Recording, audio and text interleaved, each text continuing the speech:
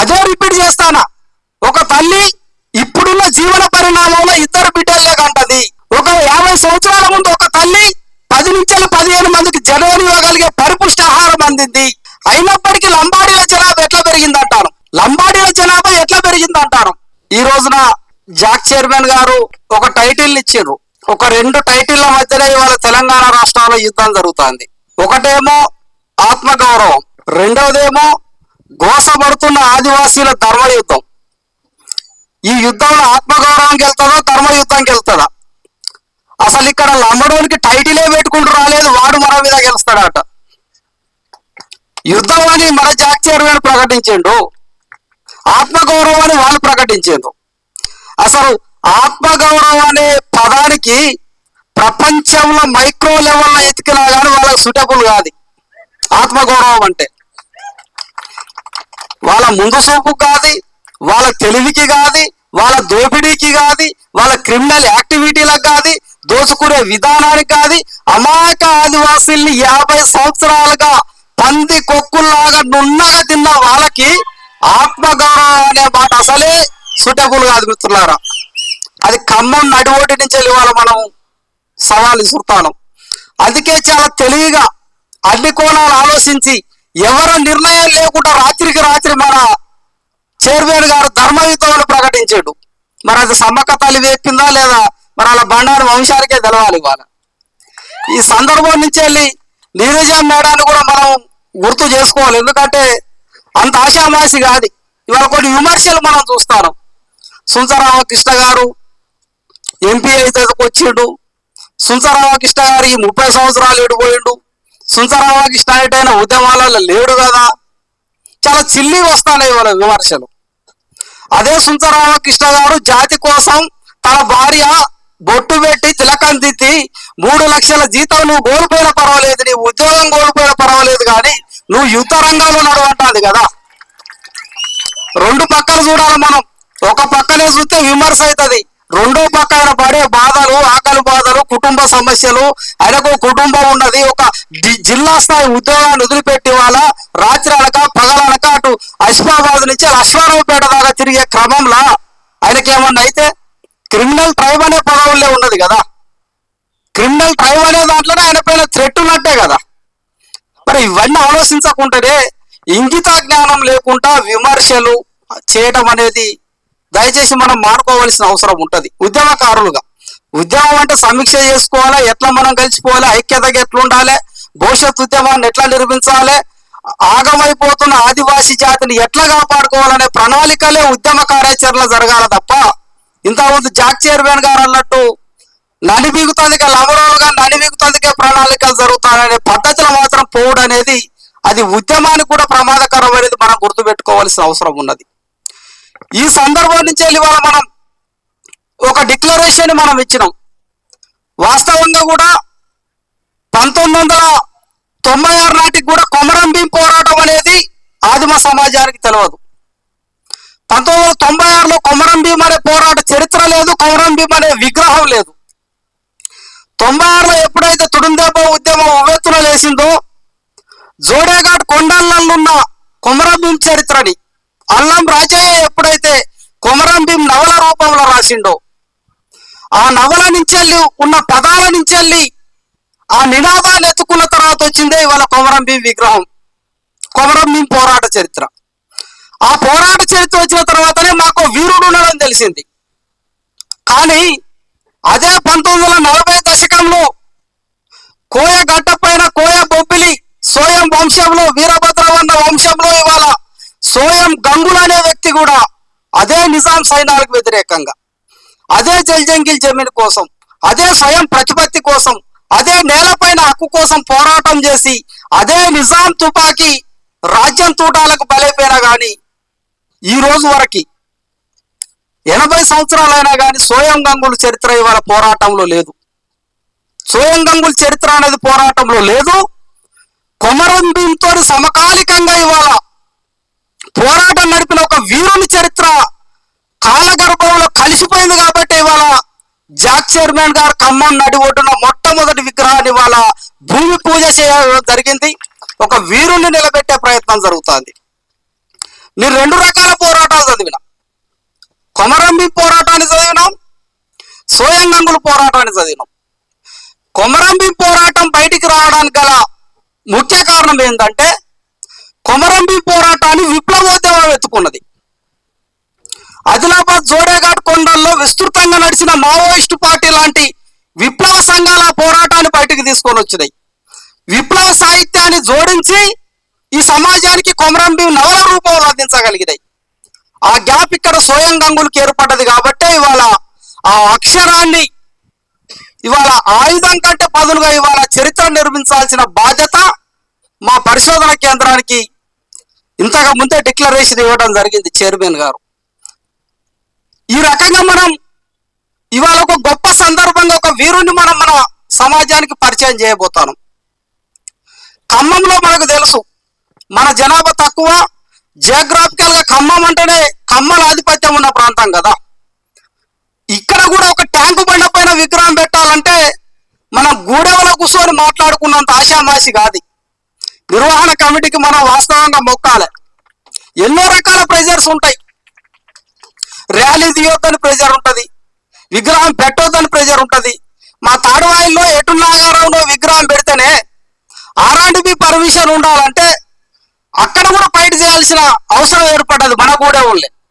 కానీ ఇక్కడ ఖమ్మం నడివొడ్డునంటే ఎన్ని రకాల ఇబ్బందులు పడి ఉంటారు. మళ్ళీ అది కొమరంభీం.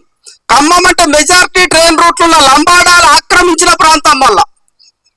కాబట్టి ఒక కార్యక్రమాన్ని మనం ఎప్పుడు కూడా వాళ్ళు పడ్డ కష్టాన్ని, వీరులను నిలబెట్టిన సందర్భాన్ని కూడా మనం గుర్తు చేసుకోవాల్సిన అవసరం ఉంటుంది. అంతిమంగా ఇక్కడ నిలబడ్డ వీరుడు మళ్ళీ ఎటు పక్క తిరుగుతాడు, లంబాడీలు ఎస్టీలు కాదనే వైపే తిరుగుతాడు. ఈ కొస నుంచి ఆ కొస వరకు కూడా లంబాడీల తొలగింపు వైపే కథన రంగంలో కథనాల యువకులని సంకేతం ఇస్తాను. ఈ దశ ఉద్యమంలో మనం భద్రాచలం నుంచి ఒకటి మనం మాట్లాడుకుంటాం. అత్యధిక శాతం విద్యార్థులే ఈ దశ ఉద్యమంలో వస్తారు, అత్యధిక శాతం యువకులే ఈ దశ ఉద్యమంలో వస్తారు. ఆ యువకులలో ఇవాళ యుద్ధం గెలవలసిన బాధ్యత ఉన్నదని ముందరికి నెట్టడానికి ఏర్పడేటి ఇటువంటి విగ్రహాలు. కాబట్టి ఈ పోరాటం అనేది ఖచ్చితంగా కూడా ముంగడికి పోతూనే ఉంటది. ఈ పోరాటం అనేది ఈ దశ ఇంతకు తమ్ముడు చెప్పినట్టు బరాబరిగా ఫలితాలు సాధించే పోరాటం అవుతుంది. భద్రాచలం తర్వాత మనము కొన్ని సందర్భాలు మనం చూస్తాను.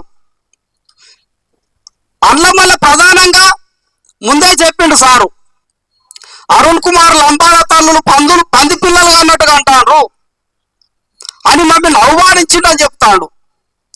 ప్రకృతిలో తల్లిని అవమానించే అంత దీనస్థితికి మా ఆదివాసి జాతి ఇంకా రాలేదు. అది లంబాడ తల్లి అయినా, ఆదివాసి తల్లి అయినా, ఇంకే తల్లి అయినా, ప్రతి జీవి తల్లి అయినా కానీ తల్లిని గౌరవించే ఒక ఇంగిత జ్ఞానం అనేది మా జాతి మాకు నేర్పలేదు. దాన్ని కాపాడమన్నది హీనంగా మాట్లాడమనలే. అందుకే నీ కేసు నిలబడలేదు. అక్కడ కేసు పెట్టాలంటే ఎక్కడ పెట్టాలి? సంబంధిత పోలీస్ స్టేషన్లో పెట్టాలి. బలం ఉన్నది కదా అని ఎస్పీ దగ్గర పెడతావా? ఎఫ్ఐఆర్ చేసేది ఎవరు? ఎస్ఐఏ కదా. ఎస్పీ చేస్తాడా? పోయి ఇక్కడ భద్రాద్రి కొత్తగూడ ఎస్పీకి పెట్టినావు. ఆయన తెలి తక్కువడా? ఇండియన్ పోలీస్ సర్వీస్ అది వచ్చినోడే కదా. మళ్ళా పోయి డీజీపీ దగ్గర పెట్టావు. మరి వీళ్ళు డీజీపీ దగ్గర ఇల్లు కట్టుకునేవో తెలుస్తలేదు, పక్కన రూమ్ తీసుకునేవో తెలుస్తలేదు. రోజుకొక్కడు పోయి డీజీపీకి అరుణ్ కుమార్ కేసు పెట్టాలని ఇస్తాడు. మనం ఎప్పుడైనా ఒక పోలీస్ స్టేషన్లో మనం కేసు పెట్టినామా?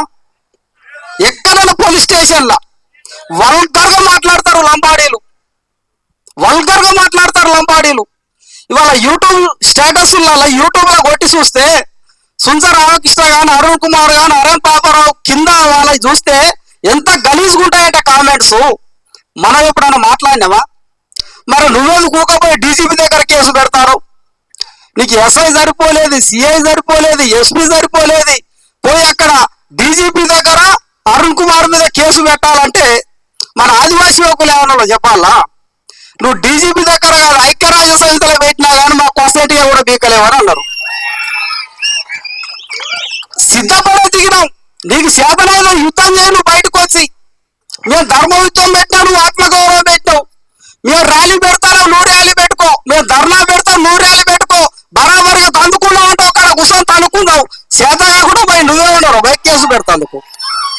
నువ్వు కేసులు పెట్టినా మాకు వ్యతిరేకంగా నువ్వు ఏం చేసినా కానీ ధర్మయుద్ధం అనేది మొదలైంది, అది కొస్తేలేదాకా ఆగది. బరాబర్గా మేము డిసైడ్ అయి ఉన్నాం.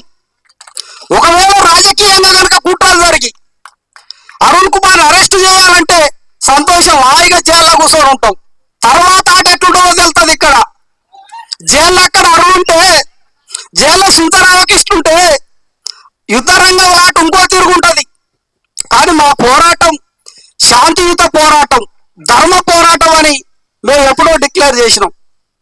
మీరు ఎన్ని రకాల వేషాలు వేసినా, మీరు ఎవరిని కలిసినా మా పోరాటం చట్టపరిధిలో ఉంటది. మా పోరాటం ఒక ఇంటర్వ్యూలో క్లియర్ కట్ ఇచ్చినాం మేము. నువ్వు దెబ్బ కొడతాం, మేము దెబ్బ కొడతాం. నువ్వు మాట మాట్లాడితే మేము ఎదురు మాట మాట్లాడతాం. నువ్వు పోటు కొడిసినావు అనుకో మేము వేటేస్తాం. ఎక్కడ కూడా తగ్గేది లేదు, ఎడికి పోయేది లేదు. నీ ప్రవర్తన బట్టే మా ఉద్యమ రూపం ఉంటది.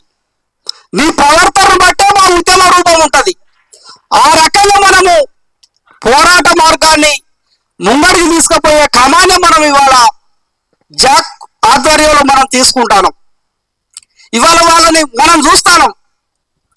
ఇంటర్వ్యూలలో మనం ఒకరిద్దరం మాట్లాడతాం. హైదరాబాద్లో నమ్మడం కాయిరే బీరే టీవీలో పెట్టిల్లు. ఇక టీవీలు ఉన్నాయా లేవా అంటే ఒక క్యాపిటల్ సిటీ, రాష్ట్ర క్యాపిటల్ సిటీలా టీవీ9, ఈటీవీ2, V6, తొలి వెలుగు లాంటి న్యూస్ ఛానల్స్ కు ధీటుగా బంజారా టీవీలో నడిపేటోళ్ళు వాళ్ళు ఎస్టీలు అవుతారా?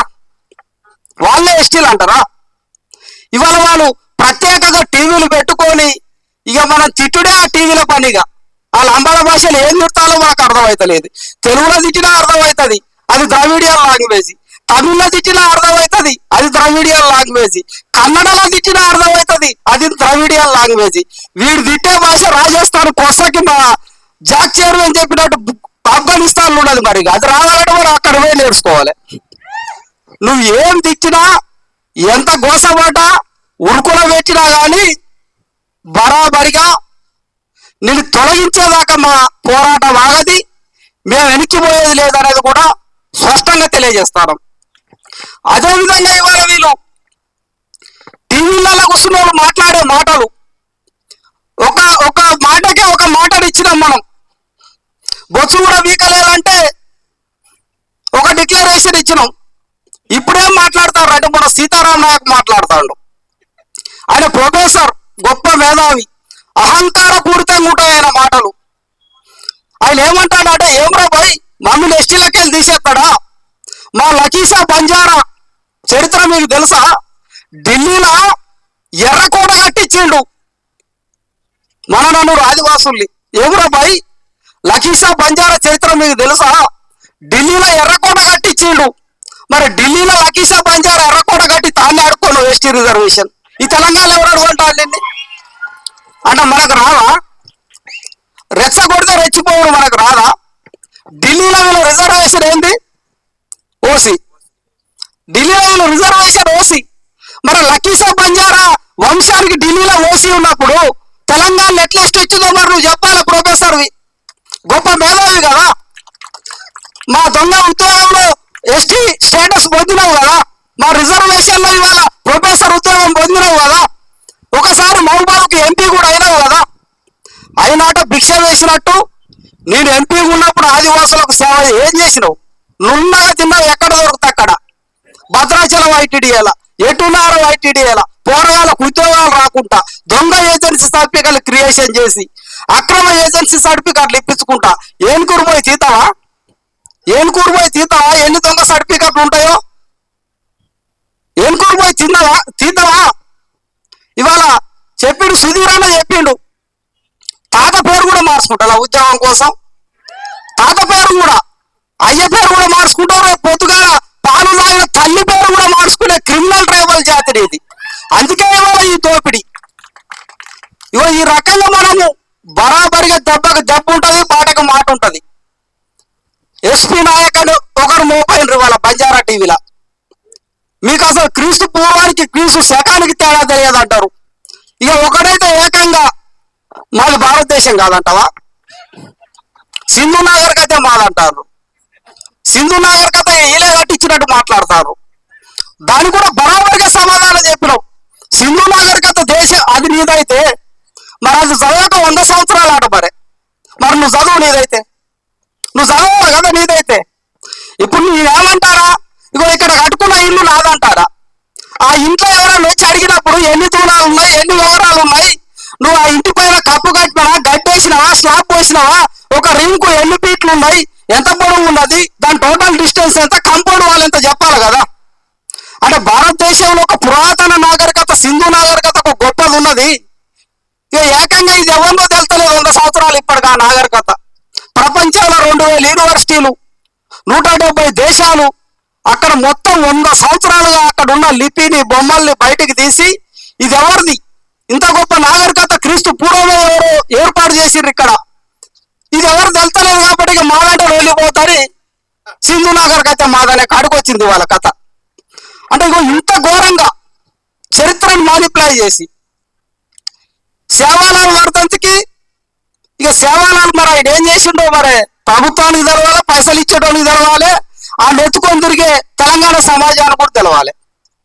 సాకలైలం అంటే మరి గట్టిగానే పోరాడింది నిజాం మీద, చరిత్రలో మనం చూసినాం. ఇక్కడికి వచ్చినాక కోరంబీం గట్టిగానే పోరాడిండు నిజాం మీద. మరి సేవాలాల్ అంటే పెద్ద పోరాట వీరుడాట, మరి ఎక్కడ పోరాడిండు, నిజాంతోనా, బ్రిటిష్తో పోరాడిండా, ఎవరితో పోరాడిండు, లేకపోతే చరిత్రలో మొఘల్స్తో పోరాడిండా, దక్షిణ భారతదేశం వచ్చే మొఘల్స్తో పోరాడిండా, భారతదేశ చరిత్ర సేవాలాల్ అనే వ్యక్తి ఎవరితో పోరాడిండు. మరి వాళ్ళకన్నా సిగ్గు లేదు, ప్రభుత్వాలకన్నా సిగ్గు ఉండాలా వద్దా. ₹1 ఇచ్చి ప్రతి తెలంగాణలో ఉన్న ప్రతి మండలంలో ప్రతి జిల్లాలో ఆఫీసర్లు, కలెక్టర్లు, ఎంపీడీఓలు, ఎంవీఓలు జెండాలు ఎగిరేసి జై సేవాలాల్ అంటారు. తెలంగాణ పోరాటంలో సేవాలాల్ ఉన్నాడా, ఎక్కడున్నాడు సేవాలాల్. సేవాలాల్ చరిత్ర చూస్తే దారి దోపిడి దొంగల చరిత్రలో కనపడతాడు. మాకి వస్తాయి, అన్ని వస్తాయి, దొంగ చరిత్రలు బయటకు వస్తాయి, దొంగ రాతలు బయటకు వస్తాయి. అన్నిటినీ చిన్న పలంగా నున్నగా బయటికి తీసిన తర్వాతనే ధర్మయుద్ధం సత్తా ఏందో చూపెడతాం. సేవాలాల్ వర్ధంతి పైన చర్చ జరగాలి బరాబరిగా. సేవాలాల్ పైన జరగాలంటారు మేము. సమ్మక్క సారలమ్మల జాతర ఉన్నదంటే ఒక పవిత్ర జాతర, ద ఆర్చిన్ ఆఫ్ ద్రవిడియన్ జాతర కాబట్టి అన్ని కులాలు అక్కడ ఉంటాయి. మొక్కుతానం సంతోషం, కొమరం భీం అంటే మొక్కుతానం సంతోషం. సేవాలాల్ చరిత్ర పైన తెలంగాణ మైదాన ప్రాంతంలో చరిత్ర జరగాలి. చర్చ జరగకుండా అందరు పోతారు. ఇక సాగా లైలమ్మ పోతుంది, బీసీ కులాలలో పోతారు, అందరూ పోయి చివరికి ఏమవుతారంటే అందరికి దేవుడు ఏమంటే సేవాలాల్ అనే కాడికి వస్తుంది కథ. ఇవన్నిటిపైన చర్చ జరగాలి. కొత్త చరిత్ర. ఈ మధ్యలో ఇంకో కొత్త దుకాణం మొదలైంది, అతిరామ్ బాపూజీ ఆట. మరి ఈయన ఎక్కడి నుంచి వచ్చిండు. చాలా దారుణంగా అవుతుంది చరిత్ర అనేది. చరిత్ర అనేది ఇవాళ చరిత్ర పరంగా ఇంకో పరంగా మొత్తంగా కూడా ఇవాళ ఈ తెలంగాణకి లేని దాన్ని వాళ్ళు అంటిస్తాను. దుల్లుడితో అంటించినట్టు అంటిస్తే వీళ్ళు అనుకుంటారు కదా ఇది ఆదివాసులకు లంబడోళ్ళకు మధ్య పంచాలు అనుకుంటారు. అసలు కథ ఏంటంటే తెలంగాణ మైదాన ప్రాంతానికి సంబంధించిన చరిత్రని, సంస్కృతిని, భాషని అన్నింటి ధ్వంసం చేసే విధంగా ఇవాళ వలస లంబాడీలో పోగొట్టున్నదనే దాన్ని ఇవాళ బరాబరిగా గుర్తించాలనే మన ప్రతిపాదన పెట్టినాం. ఒక మార్పు మొదలైంది. మన బోడరాజు అనే వ్యక్తి ఒకైనా మాట్లాడిండు. ధైర్యం చేస్తలేరు తెలంగాణలో ఉన్న బీసీలు, ఎస్సీలు, ఓసీలు తెలంగాణ మైదాన ప్రాంతం లంబాడీల మీద మాట్లాడడానికి ధైర్యం చేస్తలేరు. మొన్న ఒక బోడరాజు అనే వ్యక్తి మాట్లాడిండు. బరాబరిగా మీరు రాజస్థాన్ పోయేదాకా తరిమి కొడతాం బిడ్డ అన్నడా లేదా? అదే మాట్లాడాలి ఇవాళ. తెలంగాణ మైదాన సమాజం కూడా మనం ఎందుకు బాధ్యులు చేస్తామంటే నీకు కూడా నష్టం ఉన్నదని మనం బాధ్యులు చేస్తాను, నువ్వు కూడా నష్టపోతావని మనం బాధ్యులు చేస్తాను. మమ్మల్ని ఎంత రిజర్వేషన్లలో దోపిడీ చేయాలో అంత రిజర్వేషన్లలో మమ్మల్ని దోపిడీ చేసిండ్రు. కాబట్టి బరాబరిగా మీరు కూడా మాట్లాడి ఆ వలసల్ని నిరోధించకుంటే నేను అన్నదే నిజం అవుతుంది. నేను మళ్ళీ అదే రిపీట్ చేస్తానా. ఒక తల్లి ఇప్పుడున్న ఇప్పుడున్న జీవన పరిణామంలో ఇద్దరు బిడ్డలే కంటది. ఒక 50 సంవత్సరాల ముందు ఒక తల్లి 10 నుంచి 15 మందికి జననివ్వగలిగే పరిపుష్టి ఆహారం అందింది. అయినప్పటికీ లంబాడీల జనాభా ఎట్లా పెరిగిందంటారు? లంబాడీల జనాభా ఎట్లా పెరిగిందంటారు? ఆ వలసల్ని గుర్తించమంటాను. ఆ వలసవాదులను గుర్తించి అక్రమంగా ఎస్టీ జాబితాలోకి వచ్చిన అప్పటి 1976 యొక్క రాజ్యాంగపరమైన అంశాలను వాళ్ళ పరిశీలన చేసి వాళ్ళని తొలగించాల్సిన బాధ్యత రాజకీయ పార్టీల పైన, ప్రభుత్వాల పైన ఉన్నదనేది కూడా మనం స్పష్టంగా చెప్తాను. వాళ్ళు చాలా సిస్టమేటిక్ గా చెప్తాండ్రు, టీవీలలో కూర్చుంటాండ్రు, మంచిగా తింటాండ్రు, తెల్ల బట్టలు వేసుకొని కదలకుండా చెప్తారు. ఇట్లా జరుపుతాను టీవీని, ఇట్లా జరుపుతాను, ఇది కాదా లంబడోళ్ళ లిస్టు, ఇది కాదా ఎరకల లిస్టు చెప్తానా లేదా? ఇక చెప్పుకుంటే ఏమంటారంటే మేము ఉండడం బట్టే 10% రిజర్వేషన్ వచ్చింది, ఇప్పుడు మీలోనే 7 ఎమ్మెల్యేలు ఉన్నారంటారు. నాకు కూడా 2 ఫోన్ చేసిండ్రు, అరే నిజమే కదా 10% రిజర్వేషన్ ఉంటే 10లో 7, మన 3 ఆలుంటే మనం 7 ఉన్నాం, ఉన్నాయి పోతాయి కావచ్చు అని. అంటే అబద్ధానికి తేనె పూసి చెప్తాను. మంచిగా చేసిన తర్వాత ఒక క్లారిటీ ఇచ్చిన, అప్పుడు ఒక టీవీలో కూడా ఇచ్చినాం మనం. 1970లో మనకి 5వ షెడ్యూల్ భూభాగానికి సంబంధించిన భద్రాచలం ఎంపీ ఉన్నది, భద్రాచలం ఎమ్మెల్యే ఉన్నది, అశ్వారావుపేట ఉన్నది, ఇల్లందు ఉన్నది, మునుగు ఉన్నది, అటుపోతే బోత్ ఉన్నది, ఖానాపూర్ ఉన్నది, కొత్తగా వచ్చిన అసిఫాబాద్ ఉన్నది. మన స్థానాలు 10% రిజర్వేషన్ ప్రకారం డిక్లరేషన్ జరగలేదు. 10% రిజర్వేషన్ మొన్న గట్టి ఉరికితే 2023 పోతాం కేసీఆర్ దగ్గరికి. 10% రిజర్వేషన్ అయిందేమో 2023లో. వాళ్ళు ఏమంటారంటే 10% రిజర్వేషన్, 3% ఆదివాసులు ఉన్నారు, 7% లంబాడా ఎరకలు ఉన్నారు, కాబట్టి మనం తీసేదంటే 3 వస్తాయి అంటారు. అరే బాడకమ్మ ఎప్పుడు వచ్చినాయంటే 2023 10% రిజర్వేషన్ వస్తే రిజర్వేషన్ తో సంబంధం లేకుండా 5th షెడ్యూల్ భూభాగానికి అనుగుణంగా మాకు 1970లో 3సారి ఎస్సీ ఎస్టీలకు స్థానాలు వచ్చినప్పుడే ఈ ఎమ్మెల్యే స్థానాలు ఉన్నాయి. నువ్వు ఉన్న ఆటనే ఉంటాయి, నువ్వు పోయిన ఆటనే ఉంటాయి, వాటితో ఒక్క స్థానం కూడా కదలది అనే దాన్ని కూడా మనం గుర్తుపెట్టుకోవాల్సిన అవసరం ఉన్నది. ఇవాళ రాజకీయంగా మనల్ని బదనం చేసే కార్యక్రమాలు చేస్తారు. ఇవాళ వాళ్ళు వచ్చిన తర్వాతనే మహబాద్కి ఎంపీ పోయింది, భద్రాచలం ఎంపీ ఉన్నది ఎక్కడికి పోయింది? మహబాద్కి ఎంపీ పోయింది. వాళ్ళ జనాభా డోర్నకల్లో పెరిగిన తర్వాత ట్రైన్ రూట్ కదా, ట్రైన్ రూట్ డోర్నకల్కి వచ్చిన తర్వాత డోర్నకల్ల ఎమ్మెల్యే స్థానం వచ్చింది, మహబాద్ ఎమ్మెల్యే స్థానం వచ్చింది, వైరా ఎమ్మెల్యే స్థానం వచ్చింది, దేవరకొండ ఎమ్మెల్యే స్థానం వచ్చింది. లంబాడీల వలస వాళ్ళు ఇప్పుడు ఆదివాసుల ఎమ్మెల్యే స్థానాలు పోయినాయా, తెలంగాణ మైదాన ప్రాంతం అయిపోయినాయా? తెలంగాణ మైదాన ప్రాంతం అయిపోయినాయి కదా. పోయినప్పుడు మరి లంబాడీల వాళ్ళ భవిష్యత్తులో ఎవరికి ప్రమాదం? మైదాన ప్రాంతానికి ఎక్కువ ప్రమాదం ఉన్నది రాజకీయంగా. మీరు కనుక ఒక సామెత ఉంటుంది, పక్షులకును జంతువులకు యుద్ధం జరుగుతూ ఉంటుందట. జరిగేటప్పుడు గబ్బిలం అనే పక్షికి రెండు ఉంటాయి, 2 లక్షణాలు ఉంటాయి గబ్బిలానికి. జంతువులాగా ఉంటుంది, పక్షిలాగా ఉంటుంది. పక్షులు వచ్చి ఏమంటాయంటే జంతువులతో యుద్ధం చేయాలి, మా బలం సరిపోతలేదు, నువ్వు వచ్చి మాతో గలువు అంటే నేను పక్షిని కాదు నేను జంతువులు అంటదట. తర్వాత జంతువులు వస్తాయి మళ్ళా. సేమ్ పార్టీస్ ఉన్నప్పుడు యుద్ధానికి విలువాలి కదా.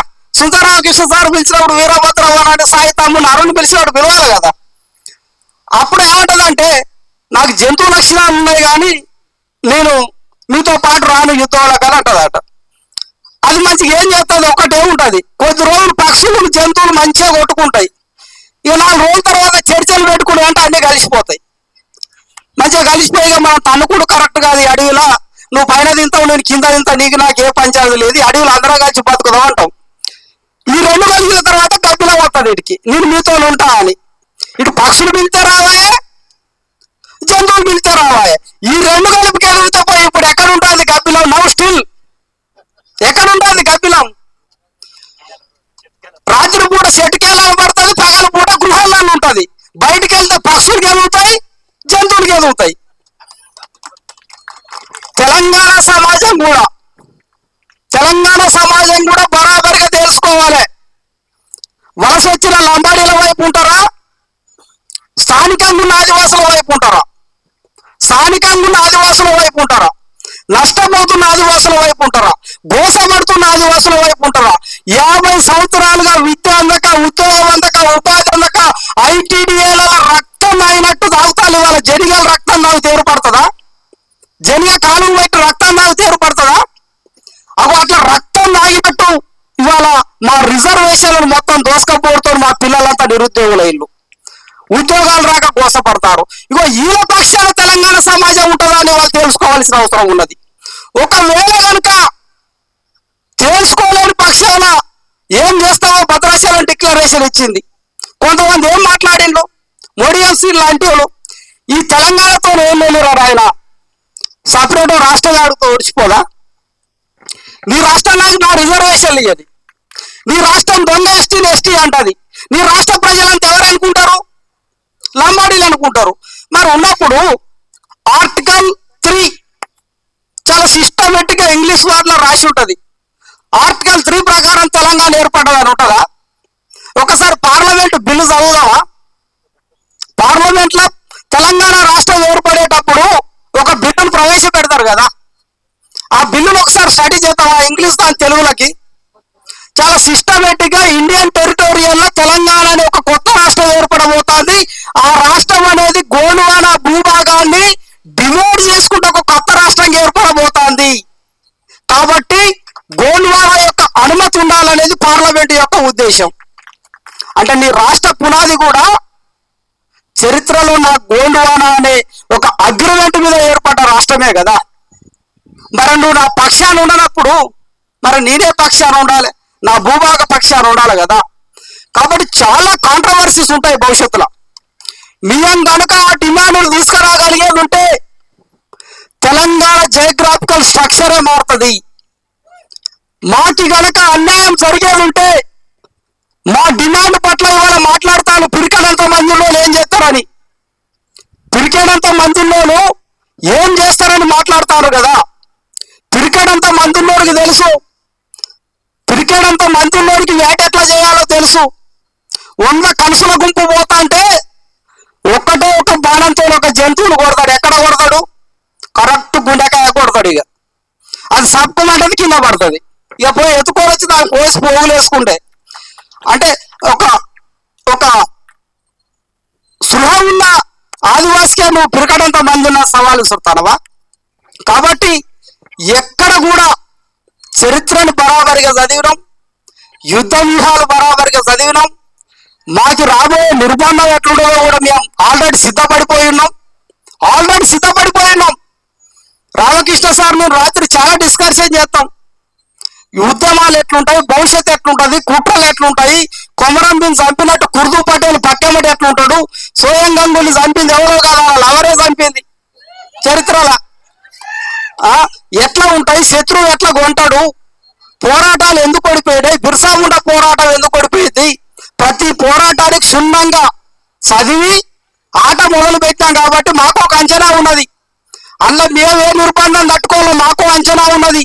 నువ్వు ఈడ కాకుండా అండామా చేయలే, నినాదం మాత్రం లంబాడీల తొలగింపే, బరాబరిగా లంబాడీల తొలగింపే. అక్కడ ఎవరు నిలబడ్డా ఏం చేసినా వాడు కుట్ర చేసినా కానీ పోరాటం అనేది మాత్రం పదునెక్కుతూనే ఉంటది, ఎరుపెక్కుతూనే ఉంటది. ఎక్కడ కూడా కాంప్రమైజ్ క్వాలిటీస్ లేవు. కొన్ని రకాల విమర్శలు వస్తాయి. సుందర రామకృష్ణ ఎంపీ అవుతాడు, యాంజల్ అవుతాడు.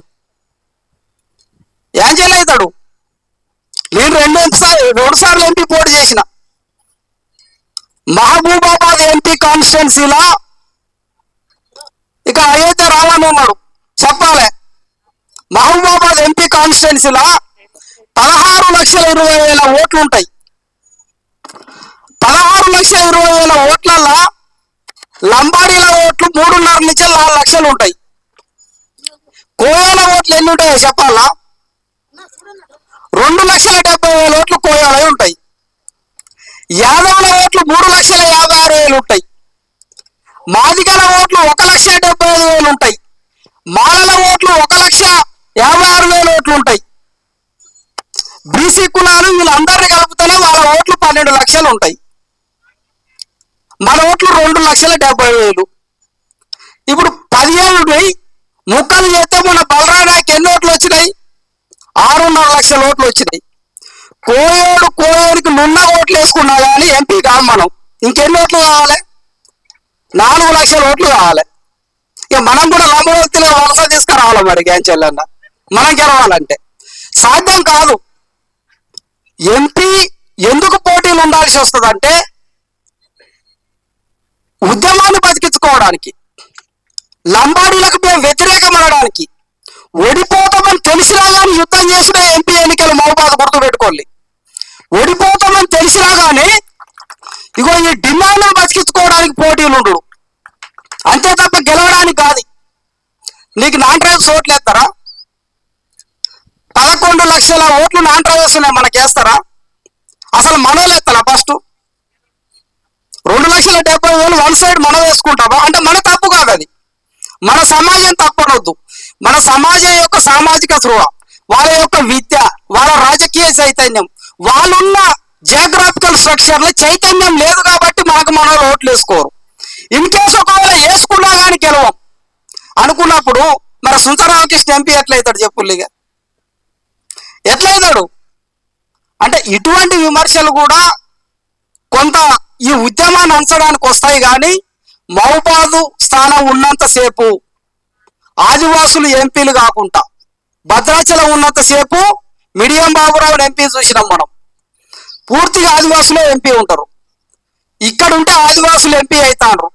భారతదేశం మొత్తంలో కూడా ఎంపీలు ఎక్కడ కూడా లంబడోళ్ళు లేరు. దీన్ని చిన్న కనుక పడుకొని పోయి ఆడ పెట్టుకున్నాం అనుకో, ఒకే ఒక్క ఏకైక ఎంపీ ఎక్కడ ఉండొచ్చు? ఢిల్లీలో ఉండొచ్చు. అది ఎక్కడి నుంచి వెళ్ళి ఉండొచ్చు? లంబాడా నుంచి వెళ్ళి, మహబూబాద్ నుంచి వెళ్ళి ఉండొచ్చు అని కుట్ర చేసి వాళ్ళు చాలా ప్రణాళికాబద్ధంగా ఇవాళ మహబూబాద్ ఎంపీ పడకపోయిండ్రు. అంతకు ముందు గెలిచిన కవిత ఏమని ప్రమాణ స్వీకారం చేసింది? లంబాడా భాషలో చేసింది. మొన్న గెలిచిన బలరాయ నాయక్ ఏమని చేసిండు? లంబాడా భాషకు జాతీయ స్థాయిలో 22 భాషలు ఉన్నాయి కదా జాతీయ భాషలు, దాంట్లో మాకు అధికారిక గుర్తింపు రావాలని చేసిండా లేదా? అగో ఆ రకంగా కుట్ర చేసి ఇవాళ ఎంపీ స్థానాన్ని తీసుకొని ఏకైక ఎంపీ భారతదేశంలో 49 మంది ఎంపీలు ఉంటే లింగు లిటికన్ ఒక ఎంపీ యాంచెల్ ఉంటాడంటే మహబూబాద్ నుంచి ఉంటారు. ఇగో ఇట్లా కుట్ర చేసిండ్రు. మహబూబాద్ నుంచి వెళ్ళి అది సాధ్యం కాదు. ఆ విమర్శల పైన కూడా, ఎందుకంటే తెలియక కొంతమంది అది నిజమే అనుకుంటా ఉంటారు. పోరాడి ఓడిపోవడే చరిత్రను చదివినాం కాబట్టి పోరాడి ఓడిపోతూ ఉంటాం. మొన్న ఎన్నికలలో కూడా కేసుల పాలైనం, అంతకుముందు ఎన్నికలలో కూడా కేసుల పాలైనం. అంటే ఎందుకంటే కొన్ని పోరాటాన్ని మనం కాపాడుకునేటప్పుడు, పోరాటాన్ని ముంగటి తీసుకుపోయేటప్పుడు కొన్ని ఓడిపోయే ఆటలు కూడా ఆడాల్సి వస్తూ ఉంటుంది. ప్రాక్టీస్ మ్యాచ్లు ఆటలు వాటిని ఆ ఆటలే ఆడినా మేము వాటిని నిజం వరకోకులు జరా. కాబట్టి బరాబరిగా వాళ్ళ కుట్రలు కుతంత్రాలు ఇవన్నిటిని మనము పరిగణకి తీసుకొనే మన పోరాటం ముంగడికి పోతుంది. ఎప్పుడైనా కానీ ఒక సామెత ఉంటుంది, ఆరిపోయే దీపానికి ఏది ఎక్కువ ఉంటుంది? వెలుగు ఎక్కువ ఉంటుంది. చచ్చిపోయేటోడే భయంతో ఆడుతూ ఉంటాడు. మరి ఆదివాసులు ఎక్కడ ఆడతలేము, మనం ఉరుకులో పెడతలేము, గజిబిజి అయితలేము, సికాకు అయితలేము. ఇవాళ లంబాడీలే ఓడు ఈ టీవీలో కూర్చుంటాడు, ఇంకో టీవీలో కూర్చుంటాడు. ఆల్రెడీ 4-5 ఛానళ్ళు ఇప్పటికే పెట్టిండ్రు. గోస పడతాళ్ళు, ఆరాటం పడతాళ్ళు. అందరూ ఒక్కడి దగ్గరకు అవుతాళ్ళంటే సింటెమ్స్ ఏమిస్తానో ఇప్పుడు ఇంతకుముందు మబ్బు వస్తుందంటే వర్షం వస్తుందని తెలిసింది. ఉరుకులో పెడతానంటే లంబడోళ్ళకి వెళ్ళి పోతానా లేదా? ఎస్టీలకి వెళ్ళి భయపడతానా లేదా? ఆ ప్రణాళికలే ఇవాళ జాక్ నిర్మాణం చేస్తుంది. ఖచ్చితంగా కూడా మిత్రులారా, ఎవ్వరు కూడా ఇక్కడ స్వార్థంతో ఉద్యమం చేసేవారు లేరు, త్యాగం చేసే వాళ్ళే ఉన్నారు. ఎక్కడ కూడా భయపడే పరిస్థితి లేదు. అరుణ్ కుమార్ నువ్వు ఒక్కడే తిరగకు, లంబడోళ్ళతో థ్రెట్ ఉన్నది. భయపడతావా? లంబడోళ్ళతో థ్రెట్ ఉన్నదని ఒక్కరు వచ్చుడు పని చేస్తామా? బరాబర్గా నిలబడతాం. అది ఏ పోరాటమైనా తన్నుకుండాను కూడా చెప్పినా కదా. ఆ పరిస్థితి వచ్చేది ఉంటే ఒళ్ళు చింతపండు చేసి మనిషి అక్కడనే గుజ్జి గుజ్జి వస్తాం తప్ప ఎక్కడ కూడా భయపడం. అదే కమిట్మెంట్తో ఉన్నాం మేము కూడా. ఎక్కడ కూడా తగ్గేది లేదు, వెనకకు పోయేది లేదు. ఉద్యమ కార్యాచరణ విషయంలో జాకు కొన్ని డిక్లరేషన్స్ ఇస్తుంది, కొన్ని రాణి సంఘాలు కూడా మనం కలుపుకుంటాం. ఇవాళ ఆదిలాబాద్ లో కూడా మొన్న మేడారానికి సంబంధించిన కొత్త గుడి నిర్మాణంలో కోయల మూలాలు ఉండాలనే దానిపైన మన జాక్సివరైన గుడి, అది బండారాల గుడే కదా సమ్మక్క అంటే. ఆ కొత్తగా వచ్చిన దాంట్లో మన కోయలకు సంబంధించిన మూలాలను 3 నుంచి 7 కోట్లు తమ్ముడు చెప్పిండి ఇంత ముందు సంస్కృతి మీద విద్యార్థి నేత 3 నుంచి 7 కోట్లకు సంబంధించిన బొమ్మలు 2750 బొమ్మల్ని ఇవాళ మనం మేడారం గద్దెల పైన నిలవబోతాం. అదొక చరిత్ర కాబోతుంది. దానికి మన గౌరవ మంత్రివర్యులు సీతక్క గారు కూడా మంత్రిగా ఉండు, సేమ్ టైం సీతక్క కూడా రాయబండారి వంశమే. సార్ కూడా మాట్లాడిండు మొన్న పోయి ఎట్లా ఏంది అనేది. వీళ్ళంతా అక్కడ కూడా గొట్టు గోత్రాలకు సంబంధించి, మన చరిత్రకు సంబంధించి, పడిగ బొమ్మలకు సంబంధించి, మన మూలాలకు సంబంధించి, అరే ఆదివాసులు అంటే గోసిగుడ్డలు కట్టుకునేటోడు కాదురా నాయన. ఆదివాసులు అంటే పారేడు గట్టు వంశంలో రావణాసురు నీకు టెక్నాలజీ స్టార్ట్ కాకముందే విమానాల మీద తిరిగిండని చెప్తుంది. అటువంటి చరిత్రని రాయబండార చక్రం కనుగొనకనే ఇవాళ సివిలైజేషన్ మొదలైందనే చరిత్రను ప్రతి దాన్ని ఒక సైంటిఫిక్ పద్ధతిలో 2750 కోయల యొక్క పూర్వ చారిత్రక మూలాలు విత్ ఆధారాలతో సహా ఇవాళ మనం మేడారం దగ్గర ఒక చరిత్రగా నిలపబోతాను. దానికి ఇవాళ ఒక 1000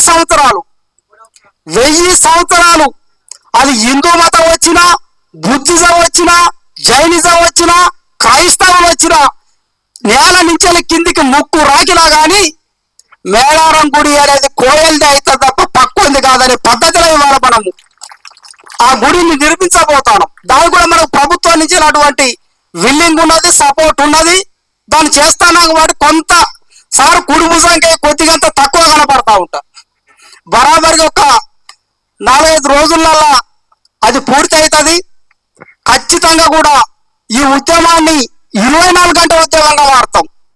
24 గంటల ఉద్యమాలు ఆల్రెడీ సుందరరామకృష్ణ సార్ మార్చిండిగా. ఆయన 24 గంటలు బయటనే ఉంటాడు. మేము కూడా అదే గూడెలో దీన్ని అక్కడనే పడుకొని గూడెల్ని చైతన్యం చేసి అది రాస్తారోకోలు, ధర్నాలు, ర్యాలీలు, శాంతియుత పద్ధతులలో మన యొక్క పోరాటాన్ని 24 గంటలు ఎట్లా తీసుకుపోవాలి, బయట సమాజాన్ని కూడా ఎట్లా ఇరుకుల పడేయాలి, జరిగే అన్యాయాన్ని ఎట్లా మనం చూడాలి, కాన్స్టిట్యూషన్ లో సుప్రీంకోర్టుకు సంబంధించిన ఆ డాక్యుమెంటేషన్ కమిటీకి మనం ఎటువంటిది అందియాలి, పొలిటికల్ గా వచ్చే వాటి మనం ఎట్లా డిపెండ్ చేయాలి, పొలిటికల్ లాబింగ్ ఎట్లా చేపియాలి, ఏ ఒక్క కోణం వదిలిపెట్టకుండా బండి చక్రం తిరగాలంటే 24 ఉండాలట. ఇరుసులేనా ఆకులు 24 ఉంటాయి.